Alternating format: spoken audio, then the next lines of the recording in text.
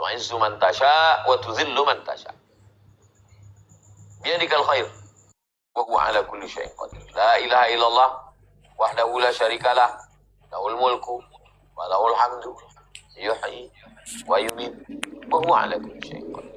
Inna salati wa nusuki wa mahyaya wa mamati lillahi rabbil alamin. Banyak ucapan-ucapan guru kita dulu. Baru kita paham setelah mengalami prakteknya di tengah masyarakat. Banyak ucapan ayah ibu kita dulu. Baru kita mengerti. Apalagi ucapan-ucapan Allah. Yang selama ini cuma kita hafal. Baru kita mengerti hakikatnya setelah kita berinteraksi dengan ujian-ujian hidup. Demikian Bang Alvin. Wallahu a'lam. Baik, Assalamualaikum warahmatullahi wabarakatuh. Waalaikumsalam warahmatullahi wabarakatuh. Ya, saya sharing aja ya Pak Ustaz. Saya proses memulai hijrah tuh dari tahun lalu. Tapi sampai sekarang alhamdulillah, tapi belum bisa konsisten gitu. Dan terus saya itu kadang karena saya sudah mulai proses hijrah, jadi saya sudah merasakan beberapa perubahan dari diri saya, dan terkadang tuh saya merasa ujub gitu Pak, itu Ustaz. Jadi buat agar kita tidak merasa ujub atau riya atau bahasa sombong itu gimana ya Ustaz? Dan tambahan biar kita selalu bisa istiqomah dalam berhijrah itu, seperti itu saja. Assalamualaikum warahmatullahi wabarakatuh.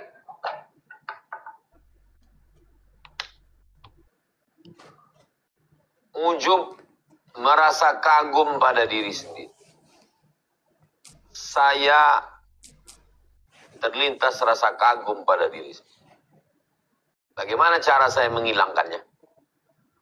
Maka saya membaca biografi ulama-ulama yang luar biasa. Imam Syafi'i yang hafal Quran. Umur di bawah 10 tahun. Imam As-Suyuti yang hafalan hadis 200.000 hadis. Yang kitabnya 500. Imam Ibnu Hajar Al-Asqalani yang mensyarah Sahih Al-Bukhari. Dengan itu akan menjatuhkan keangkuhan, kesombongan. Dari bidang keilmuan. Dalam bidang ibadah. Membaca biografi Imam Ali Zainal Abidin. Yang ibadahnya luar biasa. Zainal Abidin, perhiasannya ahli ibadah. Membaca ibadahnya para sahabat Nabi. Abu Hurairah, 1000 tasbih sebelum tidur malam. Ternyata ibadah kita belum ada apa-apa. Maka pandanglah ke atas. Kalau dalam masalah ilmu, pandang ulama-ulama besar. Dalam masalah ibadah, pandang ulama-ulama besar. Terasa kita kerdil, kita kecil, tak apa. Itulah pentingnya kita pikniknya agak jauhan dikit. Jangan cuman kita sama kawan-kawan kita aja. Kita lah yang merasa sudah banyak ibadah. Kita lah yang merasa sudah hijrah. Kita lagi. Begitu kita bandingkan. Kita ini hidup kan ini kan tergantung membandingkan kita dengan siapa. Kita tinggi atau pendek. Kita hitam atau putih. Kita kurus atau gemuk. Itu tergantung kita membandingkan dengan siapa. Kita kaya atau miskin. Berapa banyak orang yang biasa aja sebetulnya, tapi merasa sangat kaya. Oh, dibandingkannya dengan orang yang lebih susah. Berapa banyak pula orang yang memang betul-betul kaya, tapi penampilannya biasa aja. Kenapa? Karena dia membandingkannya dengan orang yang lebih kaya dari dia. Jadi hidup ini sebetulnya tergantung kita membandingkan kita dengan siapa. Ini tentang masalah ujub. I'jabur rajul binafsihi unwanu dha'fi aqli. Kalau ada orang yang merasa ujub, merasa kagum dengan dirinya sendiri, itu tanda akalnya lemah. Kata dalam tempur. tentang istiqomah, maka pandanglah orang-orang yang bisa istiqomah sampai mati. Kita belum mati, belum jamin istiqomah. Tak tahu entah macam mana besok pagi. Pandanglah orang yang sakit. Bersyukur kita dengan sehat kita. Kita akan semangat beribadah. Pandanglah orang yang mati. Lihat, renungkan. Kita masih ada kesempatan hidup. Maka kita akan mengisi hidup kita dengan ibadah, dengan berzikir, dengan baca Quran. Mendengarkan riwayat tentang orang-orang soleh, tentang orang-orang baik, tentang orang-orang yang istiqomah. Itu akan membangkitkan kesadaran. Maka saya suka kalau tausiah. Di sela-sela tausiah, habis zuhur ke asar, silaturahim ke pondok ini. Dengar cerita tentang pendiri pondok. Silaturahim dengan Habib ini, cerita tentang Habib-Habib dulu, bagaimana ibadah mereka. Cerita tentang kiai ini, tentang tuan guru ini. Jadi satu sisi saya ceramah ngajar orang, tapi sebetulnya yang ngajar itu paling 10%. Yang lebih banyak itu saya belajar. Belajar bagaimana mereka istiqomah mendirikan pondok. Bagaimana mereka istiqomah mendiri. Bagaimana mereka istiqomah. Sehingga merasa bahwa yang kita lakukan ini gak ada apa-apanya. Belum ada apa-apanya. Ya, belum ada bekal kita mati menghadap Allah Subhanahu wa taala. Dibandingkan bekal mereka yang luar biasa. Insya Allah hilang ujub, hilang malas, menjadi takut, cemas. Tapi ketakutan kita itu bukan takut dengan dunia, tapi takut tidak ada bekal menghadap Allah Subhanahu wa taala. Demikian Bang Alvin.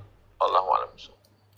Mohon pencerahannya Ustaz tentang seseorang yang diuji dengan sakit mental atau mental illness. Apakah seseorang yang memiliki mental illness seperti depresi, anxiety, bipolar, dan lain-lain sebagainya itu dikarenakan karena iman yang berkurang? Dan apakah ketika kita berobat ke psikolog, psikiater merupakan tindakan yang salah? Dan apakah pergi ke psikiater sama dengan tindakan tidak percaya dengan pertolongan Allah? Sekarang ada orang yang sakit mental dan menjual penyakit itu di sosial media. Dengan menjual itu, dia menjadi bintangnya.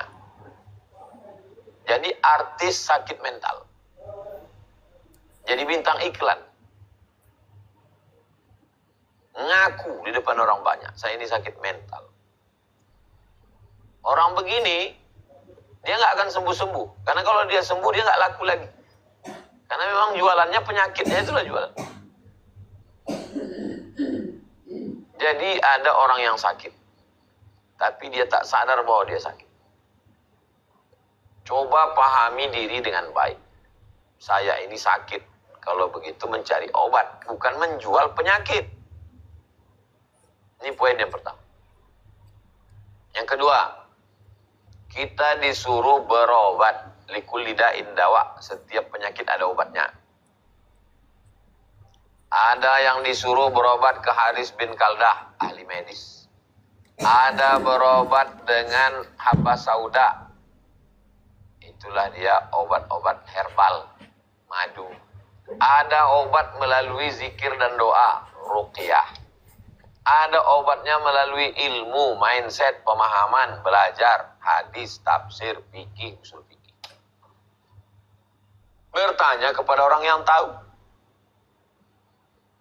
Jadi kalau saya mogok mobil, na'udzubillah, saya tanya pada orang yang ngerti mobil. Kemana bengkel?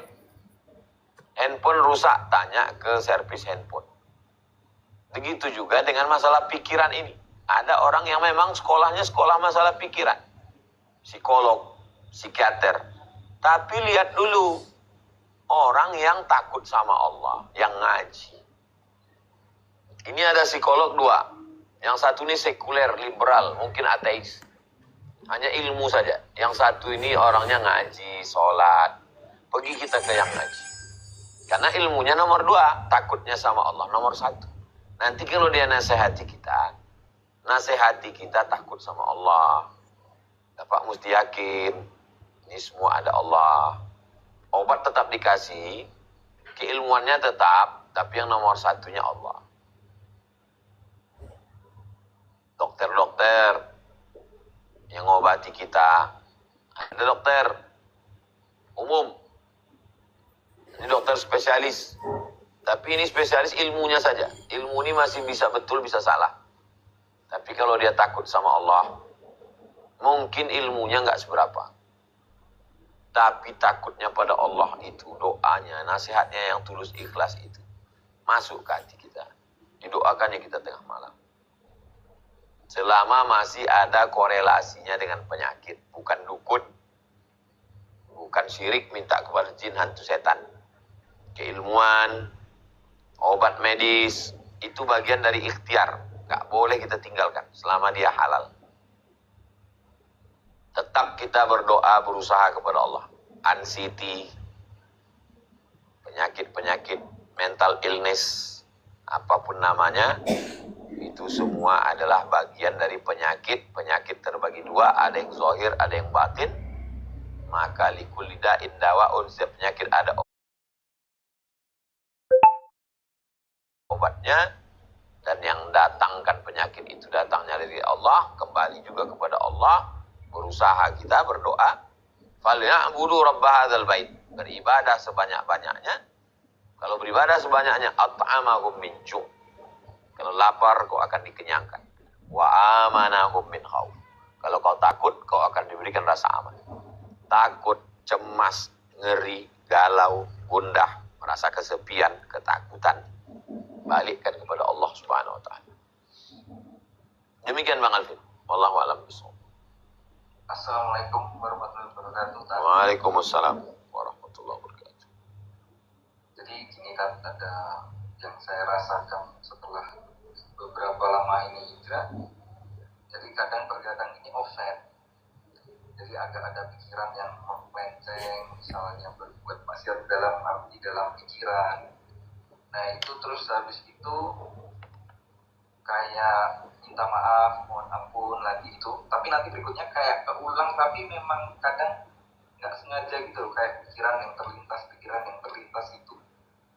Apakah itu wajar? Apakah kayak kita itu bikin salah, minta maaf itu nanti Allah kecewa, atau nanti kita jadi kayak Allah bakal berpaling dari kita? Lillahi ma fis samawati wa ma fil ard. Milik Allah apa yang ada di langit, apa yang ada di bumi. Wa in tubdu ma fi anfusikum, kalau kau nyatakan dengan lisanmu apa yang ada dalam hati dan pikiran. Au tukhfuhu, atau tidak kau nyatakan, diam. Tapi pikiranmu kerja terus.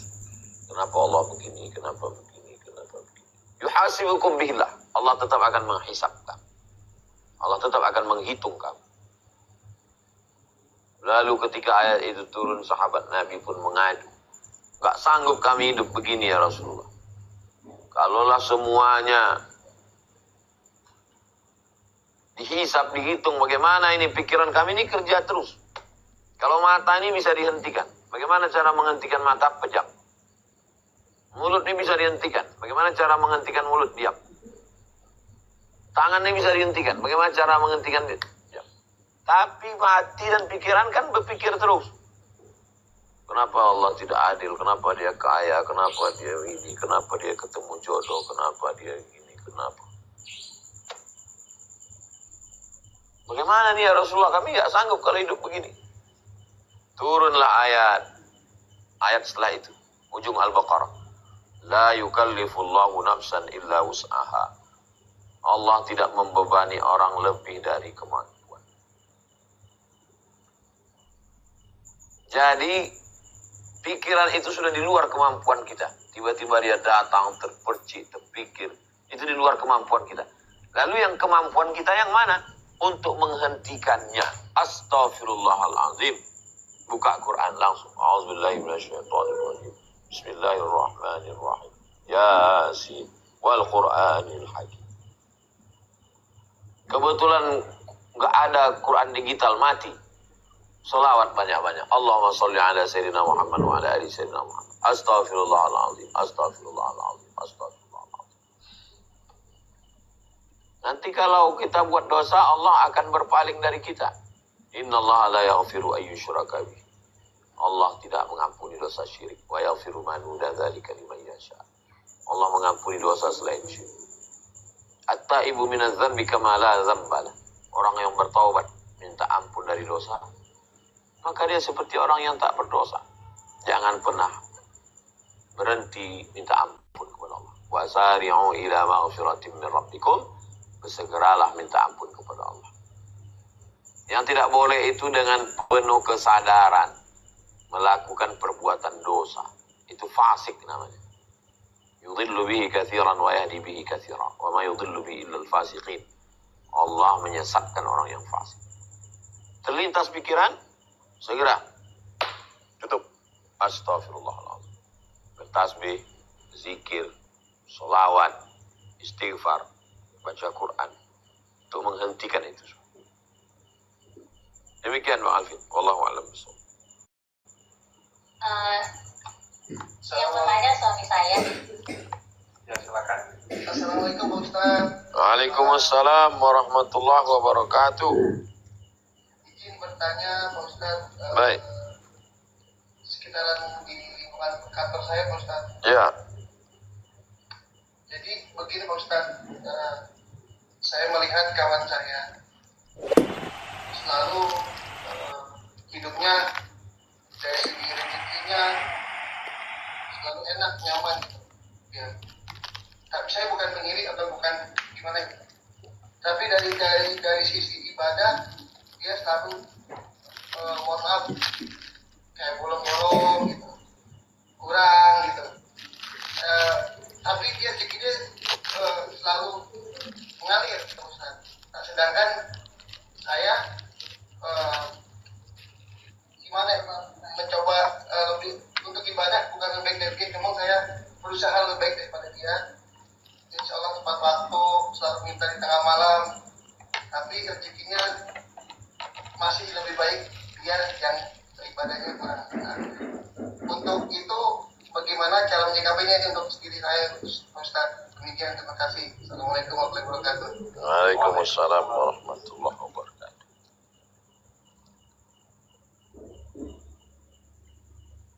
Kalau kita sudah berusaha,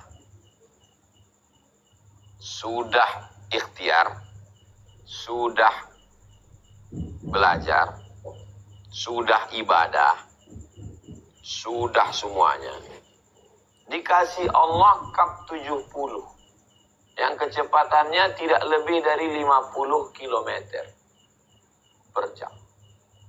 Tapi setelah usaha ya, setelah ikhtiar.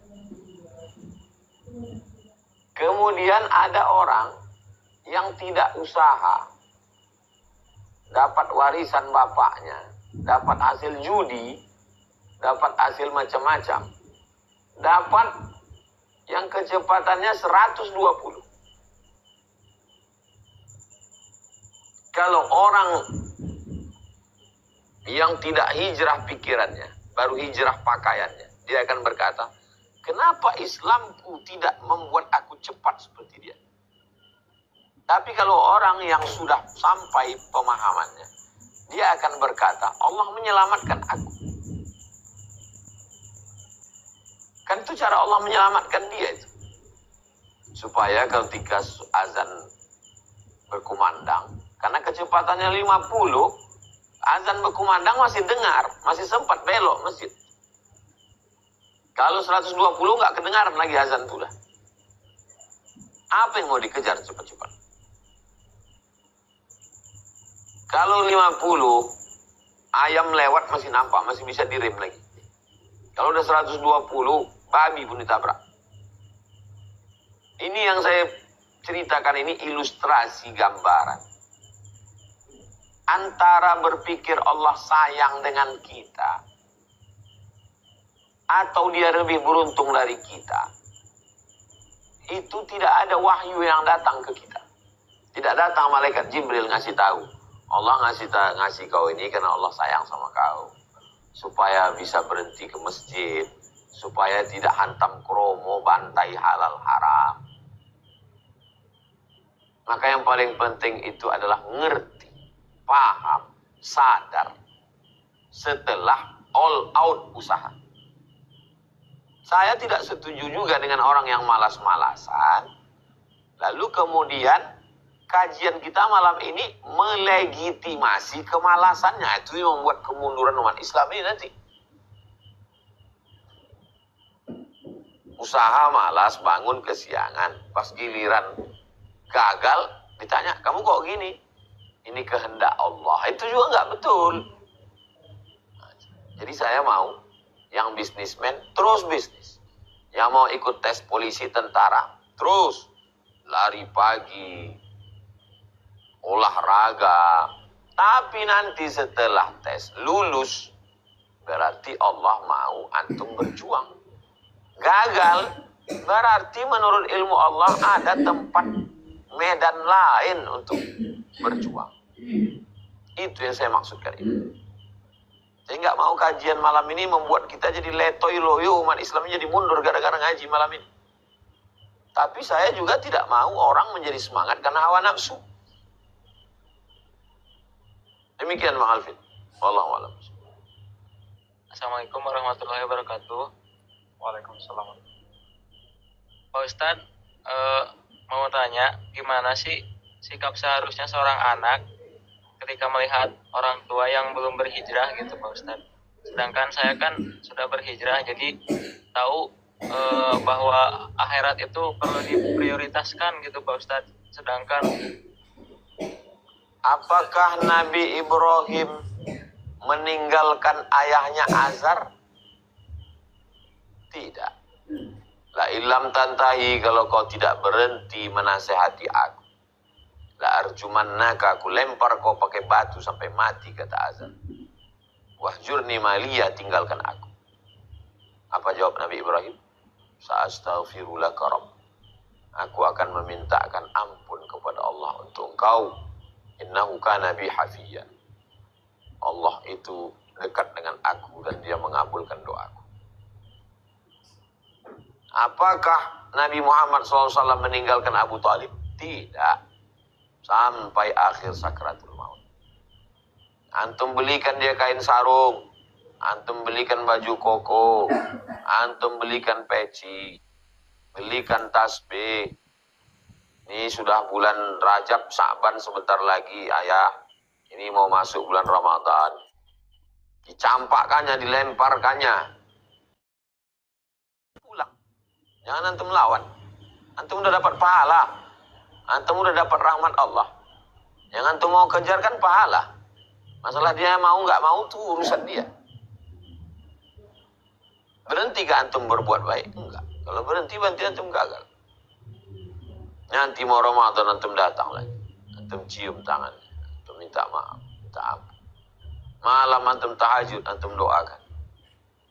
Salat sunat hajat 2 rakaat di sujud terakhir. Ya muqallibal qulub, engkau pemilik hati. Bukakan pintu hatinya ya Allah. Sampai kapan? Sampai akhirnya dia sakratul maut. Antum bisikkan ke telinganya, la ilaha illallah. Sampai akhirnya dia mati. Walladzina jahadu fina, orang yang bermujahadah di jalan kami. Lanahdiyannahum subulana, kami akan tunjukkan jalan kami. Tak pernah bosan, tak pernah muak. Karena ini adalah jalan yang dibawa oleh Nabi Muhammad SAW. Sebagaimana Nabi Ibrahim tak muak, sebagaimana Nabi Muhammad SAW tidak bosan. Begitu juga dengan kita. Dengan akhlak, dengan doa, dengan ikhtiar, dengan usaha, itu juga ibadah. Salat antum ibadah, zikir antum ibadah, baca Quran antum ibadah. Tapi menyelamatkan dia adalah ibadah paling besar. Adiyal ayyadiyallahu bika rajulan wahidan. Satu orang dapat hidayah karena mulutmu. Khairum min humurin na'am. Lebih baik daripada seekor unta yang merah. Khairum minad dunya wa ma fiha. Lebih baik daripada dunia dan seisi. Demikian. Wallahu a'lam bishawab. Ustadz Afwan izin bertanya, Ustadz kita sering nih ngelakuin maksiat, habis itu terus kita tobat, habis itu kita hilaf lagi terus tobat lagi. Di kala kita tobat, kita tuh ngerasain Ustadz, dalam hati kita ngerasa gitu nggak pantas rasanya, kayak ngebohongin Allah, kayak ngebohongin, ngerasa nggak pantas untuk kayak tobat maksiat terus gitu. Rasanya hati ini ngerasa nggak pantas tobat, tapi kalau misalnya kita nggak tobat, nah kita ngerasanya butuh dan kayak ngerasa gak enak juga gitu Ustaz. Itu Ustaz pertanyaan dari anak. Syukran. Inni la astaghfiru ila rabbi wa atubu ilaih. Aku beristighfar dan bertaubat kepada Allah mi'ata marrah, 100 kali sehari semalam. Jadi kita tetap bertaubat, banyak-banyak taubat. Silap salah, khilaf salah, taubat. Silap salah, khilaf salah, tersilap, tersalah, taubat. Yang dilarang itu dengan penuh kesadaran,